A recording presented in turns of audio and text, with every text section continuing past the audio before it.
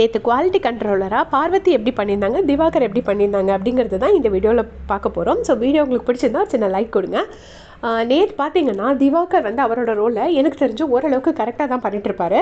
But அவர் இந்த சுபிக்ஷான்னு சொல்கிறத மட்டும் கொஞ்சம் குறைச்சிக்கிட்டாருன்னா, மற்றபடி அவரோட குவாலிட்டி கண்ட்ரோலராக அவரோட இது வந்து ரொம்ப பர்சனல் வெஞ்சன்ஸ் எதுவும் இல்லாமல் அவர் பாட்டு அந்த குவாலிட்டி மட்டும் செக் பண்ண மாதிரி தான் எனக்கு தோணுச்சு. இவங்க பார்வதி பார்த்திங்கன்னா அவங்க வந்து ரம்யாஜு கூட ஒரு இது ஃபார்ம் பண்ணி அவங்க வந்து எப்படியாச்சும் நம்ம நாமினேஷன் ஃப்ரீ பாஸ் வாங்கிடணும்னு சொல்லிட்டு ரம்யாஜுக்கு ஃபேவராக பண்ணிகிட்டு இருந்தாங்க. அது நீங்கள் எல்லாருமே பார்த்துருப்பீங்க. அப்போ ஒரு விஷயம் பண்ணுவாங்க, ஒரு எசன்ஸ் எடுத்துகிட்டு பிக் பாஸ் அனுப்பியிருக்கிற அந்த ஜூஸில் போயிட்டு அவங்க வந்து அந்த எசன்ஸை ஊற்ற போவாங்க. அப்போ ஆதிரை சொல்லுவாங்க, அது ஜூஸை அதில் ஊற்றாதீங்க அப்படின்னு சொல்லுவாங்க. சொல்லும்போது சட்டம் என் கையில் நான் என்ன வேணால் பண்ணலாம் அப்படின்னு சொல்லுவாங்க. ஸோ அது எந்த விதத்தில் நியாயம் அப்படிங்கிறது எனக்கு சத்தியமாக தெரியல. ஏன்னா அந்த ஜூஸை வந்து அவங்க ஸ்பாயில் பண்ணக்கூடாது.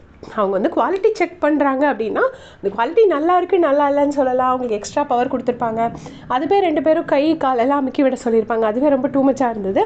பட் ஸ்டில் அது கூட ஓகே. ஆனால் அந்த ஜூஸை ஸ்பாயில் பண்ணுறதுங்கிறது வந்து ஒரு குவாலிட்டி செக் பண்ண வந்தவங்க செய்கிற வேலை கிடையாது. அப்போ ஆதிரை அதுக்கு அப்போஸ் பண்ணியிருப்பாங்க. பட் சேடாக என்ன விஷயம் அப்படின்னு பார்த்தீங்கன்னா, ஆதிரை வந்து கானா வினோத் கிட்ட கால் செருப்பை காமிச்சிருப்பாங்க. அப்புறம் பாட்டில் எல்லாம் தூக்கி போட்டு உடச்சிருப்பாங்க. அப்புறம் வேறு எஃப்ஜே கூட சில தேவையில்லாத விஷயங்கள்லாம் பண்ணியிருப்பாங்க. இந்த மாதிரி விஷயம் பண்ணுறதுனால இந்த இடத்துல ஆதிரை சொல்கிறது நியாயமாக இருந்தால் கூட அது மக்களுக்கு போய் சேராது. ஏன்னா அவங்க ஆல்ரெடி நிறைய மிஸ்டேக்ஸ் பண்ணியிருக்கனால அவங்க ஒரு நியாயமான விஷயத்தை கேட்கும் போது கண்டிப்பாக அது யாருமே எடுத்துக்க மாட்டாங்க. பட் அந்த இடத்துல ஆதிரை கேட்டது கரெக்டு தான். ஏன்னா ஆதிரை என்ன சொல்லுவாங்கன்னா, ஒரு தொழிலாளியாக நான் கேட்பேன்னு சொன்னோன்னே, நீ தொழிலாளி தானே, வேலையை பாரு, நீ யார் என்ன கேட்குறதுக்கு அப்படின்னு சொல்லிட்டு பார்வதி அவங்க விருப்பத்துக்கு பண்ணிகிட்டே இருப்பாங்க. கண்டிப்பாக இந்த ஒரு மாதிரி செத்து கிடக்கிற ஒரு கேமை வந்து ஸ்பைஸ் அப் பண்ணுறது விஜய் பார்வதி தான். அவங்க இல்லைனா இன்னுமே இந்த சீசனை பார்க்கவே முடியாது. ஏன்னா எதுவுமே இல்லை. பட் எல்லாமே நெகட்டிவாக பண்ணி நெகட்டிவ் கண்டென்ட் கொடுக்கறதே ஒரு மெயின் ரோலாக பண்ணிகிட்டு இருக்கிறது வந்து கண்டிப்பாக கரெக்ட் கிடையாது. ஸோ கண்டென்ட் கொடுக்க வேண்டியதான். அது கொஞ்சம் பாசிட்டிவ் கொஞ்சம் நெகட்டிவ் இருந்தால் ஓகே.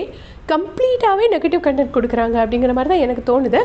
ஆனால் அதை வந்து நிறைய பேத்துக்கு பிடிச்சிருக்குன்னு நம்ம ஒத்துக்கிட்டு தான் ஆகணும். நிறைய பேர் என்ன சொல்கிறாங்கன்னா, அதர்வைஸ் இந்த பிக் பாஸை பார்க்கவே முடியாது, கனி கேங் வந்து ஓவராக அன்பு காமிச்சு நடிச்சுட்டே இருக்காங்க, அந்த நடிப்புக்கு இந்த நெகட்டிவ் கண்டென்ட்டே பரவாயில்ல அப்படிங்கிற மாதிரி நினைக்கிறாங்க. ஸோ நீங்கள் சொல்லுங்கள், அந்த மாதிரி நடிப்பு பரவாயில்லன்னு நினைக்கிறீங்களா, இல்லை இந்த நெகட்டிவ் கண்டென்ட்டே பரவாயில்ல அப்படின்னு நினைக்கிறீங்களான்னு மறக்காமல் கமெண்ட் செக்ஷனில் சொல்லிட்டு போங்க. தேங்க்ஸ் ஃபார் வாட்சிங்.